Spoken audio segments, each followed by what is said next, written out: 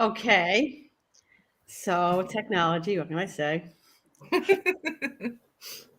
Okay, so we have a couple topics we wanted to talk about tonight. We're going to do a quick Intergroom recap, talk a little bit about equipment maintenance, and then somebody wanted to know what would be like the one thing we wish we knew, or maybe better than we knew but we didn't do and we should have done. How's that? That's usually the way that works. Isn't that usually the way that works? Hey, Reggie. Okay, so I was not at Intergroom. Okay, so I'm going to have to leave the recap to both Denise and Angie, who were there. It was a lot of fun. This was my first time at that show. I loved it. Like Joey Villani does so well. And he's just all smiles and loves every minute of it, as far as all of that goes. It was a lot of fun. I really enjoyed this one. It's definitely going to be on my list to go to every year. Okay. I enjoyed the show when I was going there because I was local. It was a local show for me. So off the top of my head, I'm pretty sure the order of shows that I went to as a new groomer, I think the first show I went to was Groom Expo, followed by the New England show, and then Intergroom the following year. And then it was perfect for if you were in like my neck of the woods, because Intergroom and Groom Expo was like 6 months apart. So, you go to Intergroom in April, you buy all your stuff for 6 months. And then you go to Groom Expo in September and you buy your stuff again for 6 months. Yep. So anything, outstanding? I liked how they did the competitions. Those were really cool to see the teamwork and stuff like that. It just gave it a different feel and it was unique to watch.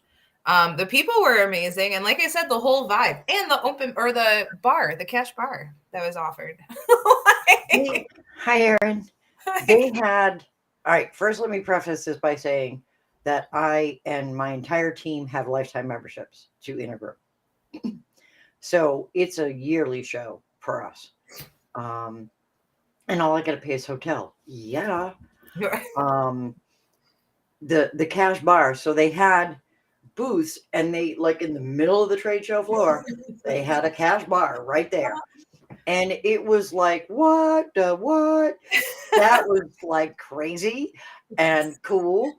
And the competitions were really cool. I loved the team competition. That was really, hi, Stephanie. Was really, really fun to watch because they all had they're like, okay, competitors, you now have competitor has 1 hour and half an hour. Or it was the coolest thing to see them work in tandem on one dog. Because as groomers, we all know how hard that is to just be like, okay, you do that part and I'll make it blend with my part.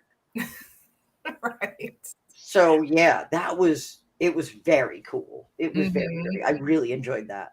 And I enjoyed all the competitions, the creative and the rising star, the abstract was so cool. They were all good. They were all just really, really good. And I love the intimate set. Like at first when I saw the classrooms, I'm like, oh, these are tiny and like compact. But I love teaching in them because it was just such a nice laid back environment. And coming from Atlanta, which was bigger, and Pasadena with their big, huge rooms, it was really nice to sort of get back to basics and have more of an intimate setting. So that was really neat on the speaking level. I didn't attend any of the seminars, but I know I would have thoroughly enjoyed that as well. So I did. I did Jennifer Bishop Jenkins, for the day long ones. I did the Australian Shepherd. That was really good. I really liked that one. That one was really good. Yeah. And then I did Karina's Advanced AKC Safety in the Salon, and it was so on point. It was really good. She hit all the things, and I'm like, I was so excited because my team was there. Okay.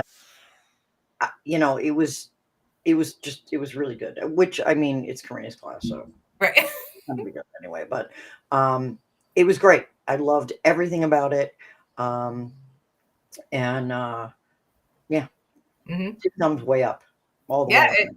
it was cool to be able to go into the city. We survived. Angie gave us tips on our way out. She was a little nervous, but we had to make sure we told her we made it back. I gave them wipies. I'm like, you're going on the Yeah. subway, take these. Take She the had to run wipies. back to her room and grab wipies for us. It was very nice. Individually wrapped. I'm like, yes, you want to wash your hands after you get off the subway, please. Oh my No, God, I haven't been really. to the subway in years. We ended up, you know what? We didn't do the subway. We ended up walking 8.5 miles. We're like, it's nice out. We're used to Ohio weather. We'll just keep walking until we don't want to. And we just kept going. So we Yeah, did the it's next like basically like a city block is like half a mile. Oh my God, it's crazy. Yeah, it was crazy. You know, when someone tells you it's 3 blocks this way, okay, Yeah. It's a lot. they mean a mile and a half down the road. Right. I know when we were looking at them, like, oh, it's going to take us, 20 minutes to walk there. Okay. But I see it. Yeah. Probably longer. Yes. Okay. All right. Maybe I'll get back to the East Coast, do some more East Coast shows, but I think right now the only one I'm intending to is just Groom Expo at the moment. Oh, Groom Expo is so good. Mhm. If anybody out there has not been to Groom Expo, it needs to be on your top 1 list. It's not even a top 3, it's just top 1. Groom Expo is, oh my goodness, it's comparative to Intergroom 3 times the size. I always enjoyed. So my first one was All American, but it was also when Jerry owned it, so it was cheap. It was like the cheapest option, and I have family who lives out there, so I was able to stay for relatively cheap and everything. So that was always the one that was near and dear to me, and I like that size too. But yeah, definitely Groom Expo. That one's massive. And the number of classes, that's what got me, was just how I am awful because I'll take the list and I check them off. And then the day of, no, not that one, this one. And then 5 minutes before, I'm like, but no, I want that one. And then I go into a completely different one from the other ones I previously picked. So because there's so many options, and I love that. I think there's 7 classes at one time, 7 or 8 that go on at one time. Well, at Hershey, there's like 7 classes that we just interviewed Todd for the Traveling Groomers. So we're doing a series on the trade shows and from the different perspectives. So I like it. So last week we did it from an attendee perspective. And so tomorrow's is going to be from the trade show perspective. And the one either following that or after that, it's going to be a 3-part series. But it'll be from the speaker and a vendor perspective on trade shows. So I think it's really good to see things how other people see them or how it works for them, because it gives you a better idea of really how these things work. Right. Okay. Well, we don't ever think of the logistics side of everything. We don't understand what it takes to find a convention to put on any of this. And it's really easy to fall in that rut of, oh, well, it should be this way. But the logistics side of anything, it's like owning a business. Like, you don't think of these things. So, yeah, which is when we get to the end, things I wish I wish I knew. Yes. Or the thing is, I did know it. I did. We just thought we were smarter than it. But I ignored it. But anyway, we'll get to that later. So Angie wanted to touch on some equipment maintenance. Yeah. For anyone that did not bring their stuff to the trade show, now's a good time, because spring and summer is coming, guys. And that means if you guys are still doing the once a year shave down dealies, they're coming. My phone is already ringing off the hook with people I can't take for cat grooms. I don't have anywhere to put them. Oh, my cat is so matted. And I'm like, my first available appointment is September. Right. I have nowhere to put you. So get your gear in tip-top shape if you haven't already done that. And I just got my shears back from Mo. Oh, sharp shears.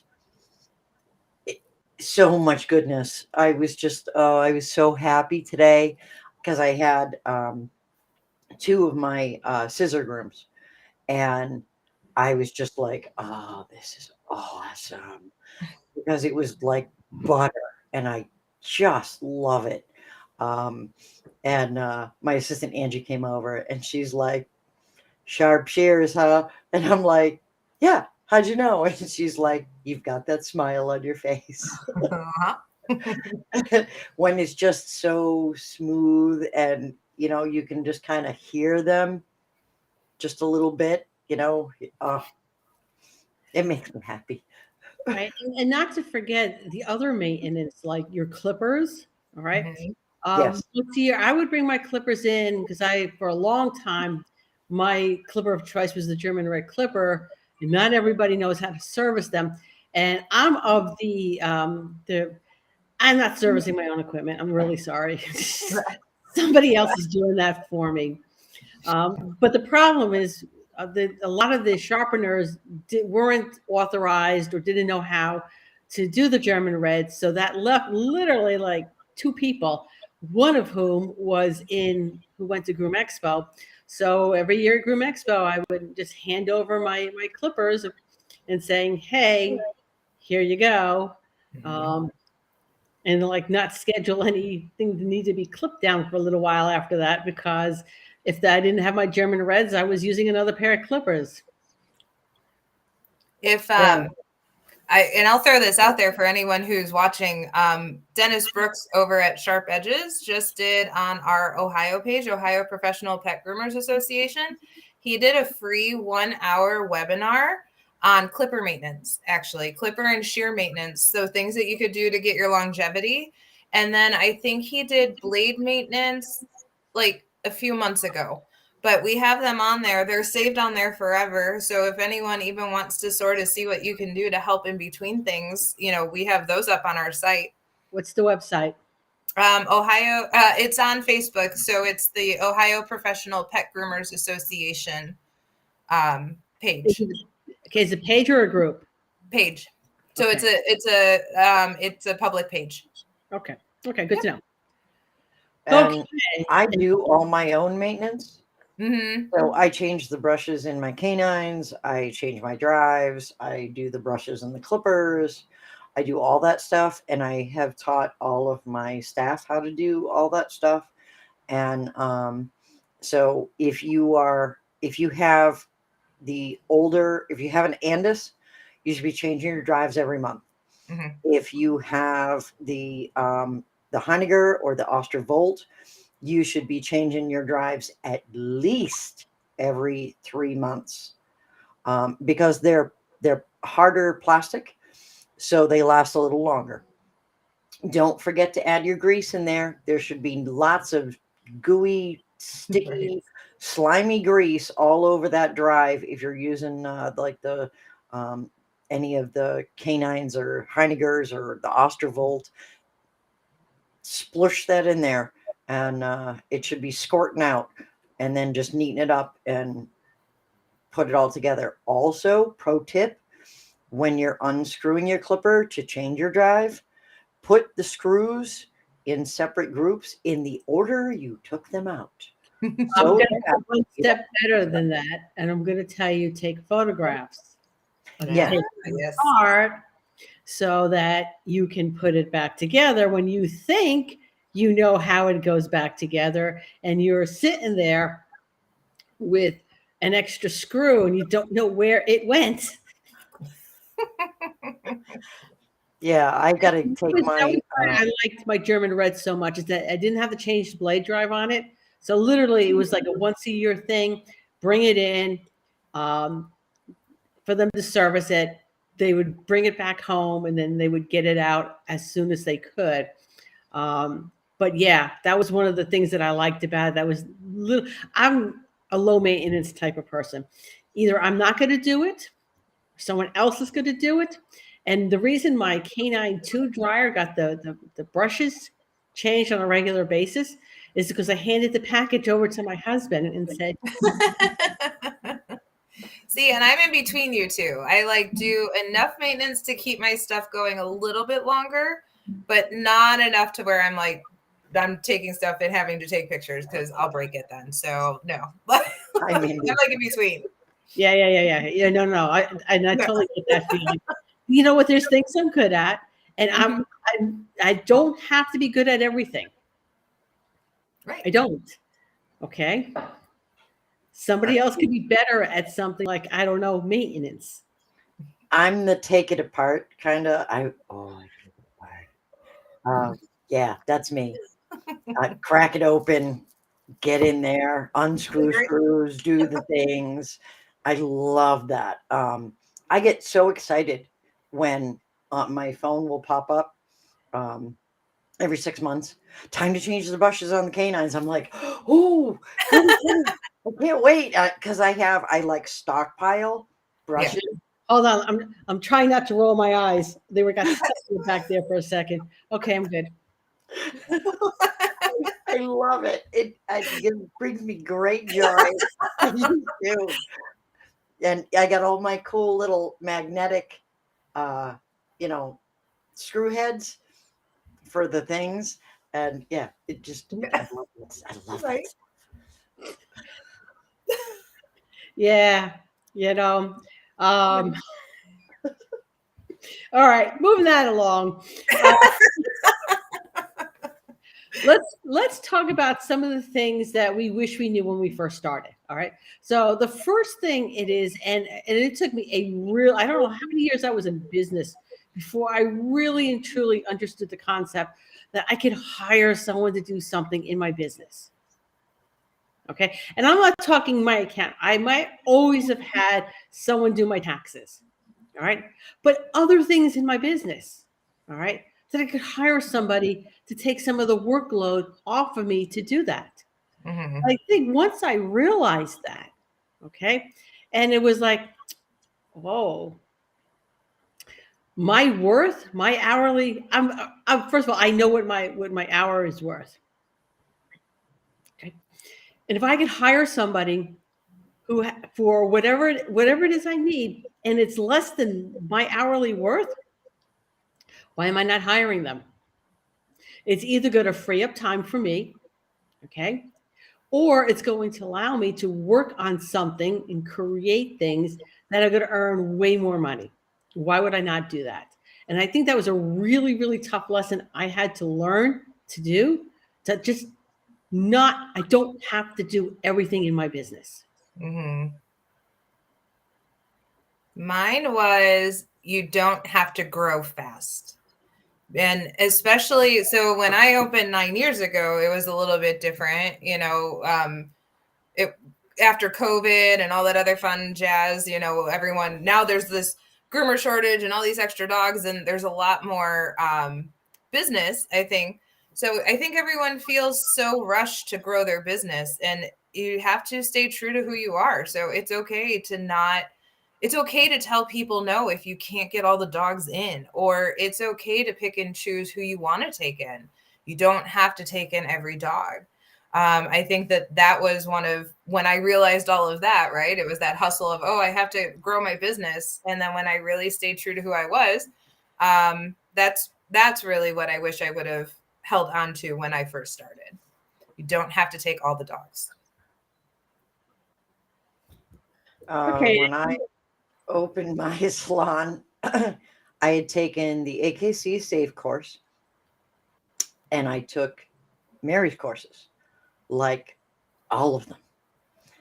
So when I opened my salon, literally day one, I had a roadmap on how to do it from the AKC Safe course. And then from Mary's classes, I had all the forms, all the, like, literally everything. So, and she told me all this stuff that, hey, you can hire a cleaner, you can hire, so I did. So she literally like put down the path. I walked it and I was like, hey, this is really easy. Thanks. And I had it all written down. All I had to do was flip through the notebook and go, oh, okay, we're supposed to do this. And we did, because Mary said so. Oh, like just do as I say. Right? Let's do this. But it all worked. But here's the thing, right? All of it. Because I've been in business way longer than you, and I've made all the mistakes. Right. So I figured since she already made the mistake and it cost her money, why make the same mistake so it cost me money? Yeah. Right. She was like, yeah, I did that. It didn't work. So I did this instead. And it did. And I'm like, oh, Okay. you got that. I mean, it just kind of seemed like a good idea. All right, so that's kind of going to bring around to I've always valued continuing education. From the day I was a groomer, I was right there to be at all the trade shows. I mean, I was fortunate that I was in that tri-state area, so I had so many within driving distance to me.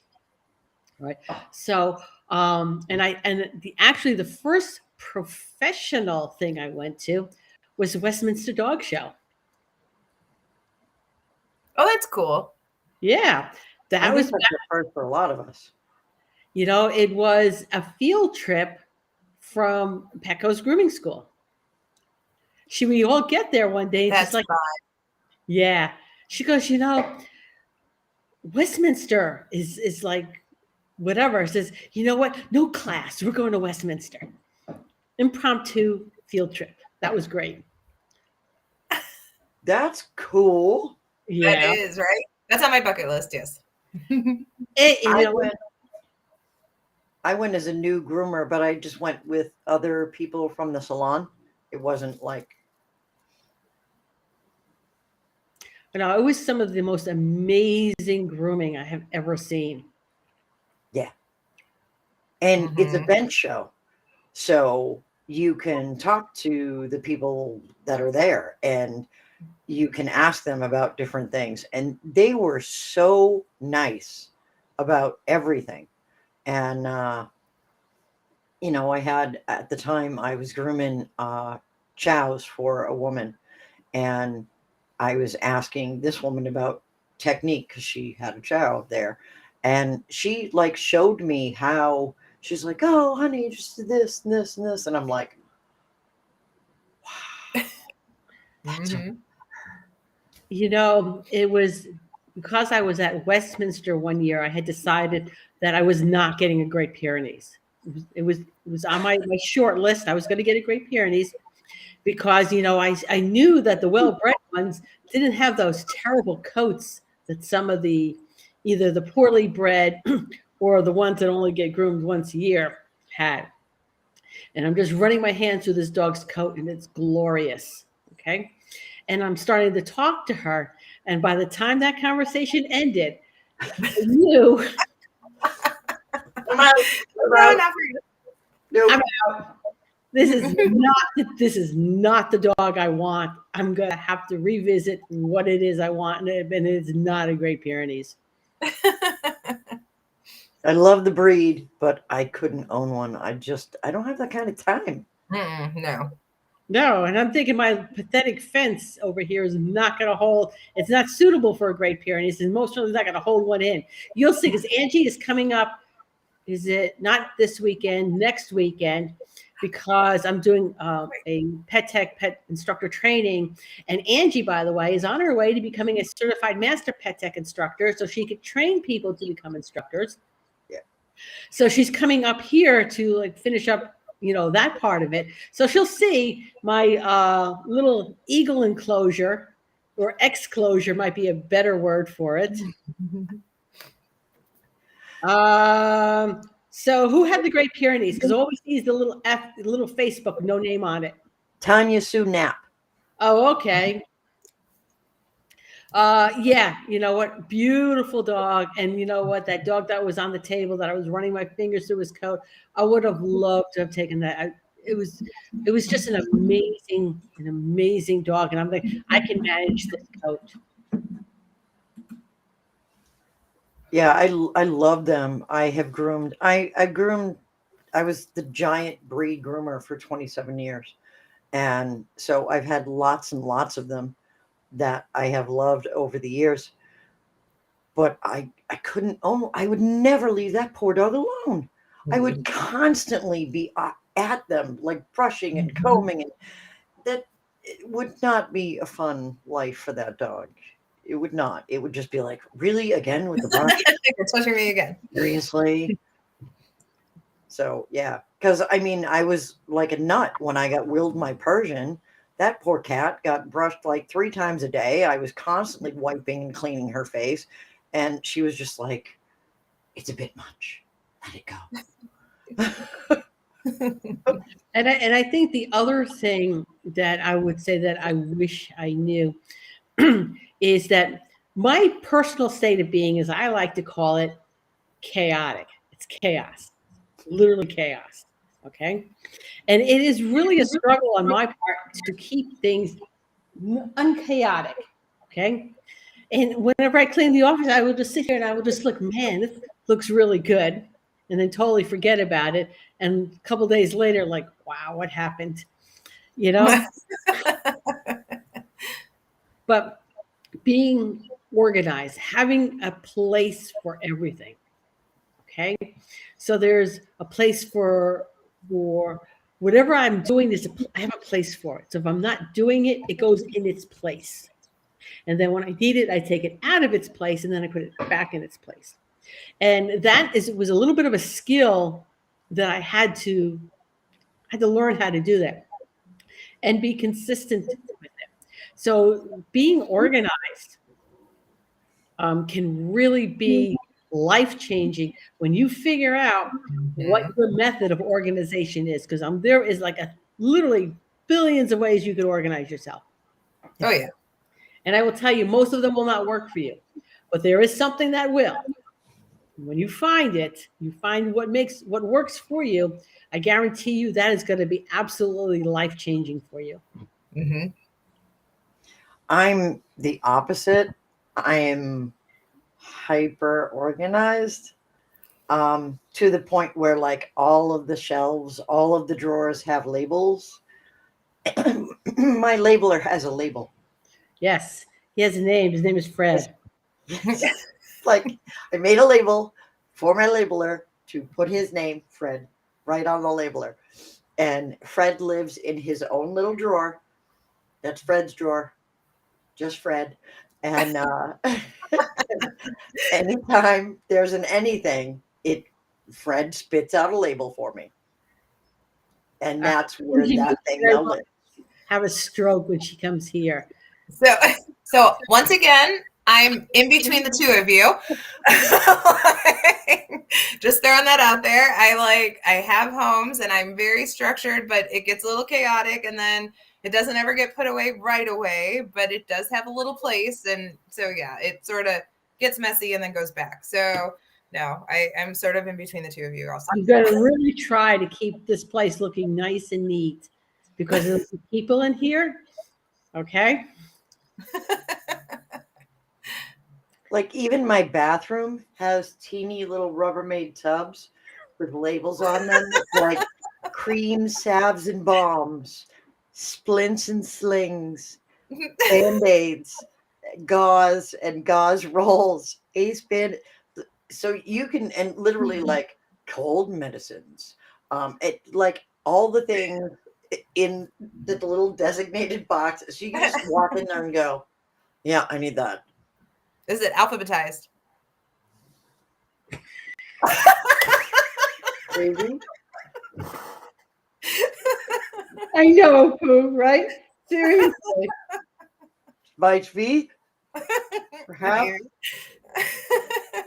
It's a time saver. It's a time saver, you know. That's just how my brain works. I love it. Okay. Even Pooh is like, is she real? Is she for real?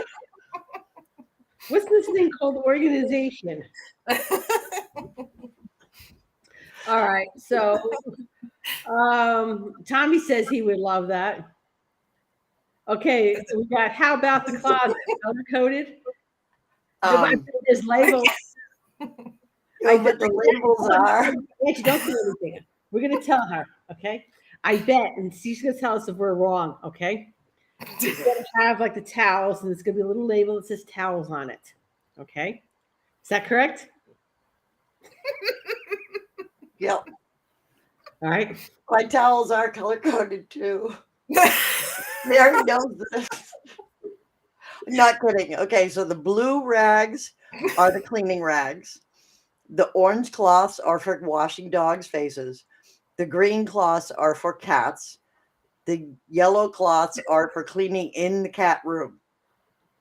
The colored towels go in the cat room. The white towels go in the dog areas. Not kidding. Not kidding. Yes, they are color coded. Okay. Yep. But and then there's the pink happy hoodies. Those are the cat ones.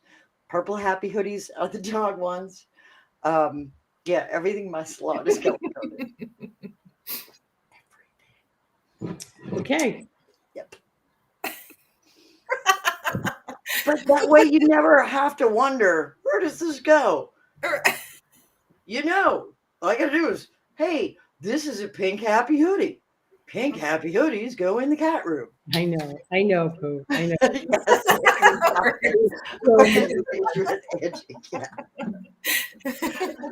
But it's the reason I do that is because it's actually a memory load relief.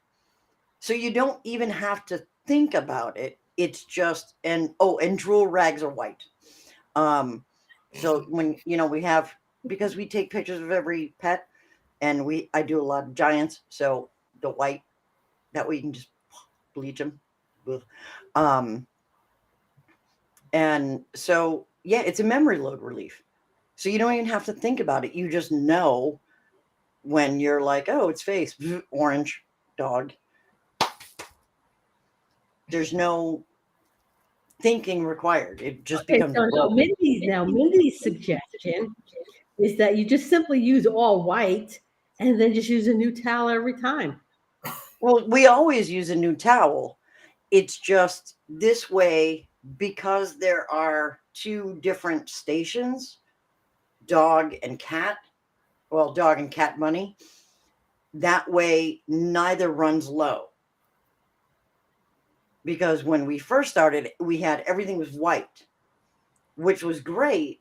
But when stuff got put away, there weren't enough in the cat room. So you'd go to grab a towel for a cat, and it's like, I have one, I need like 4.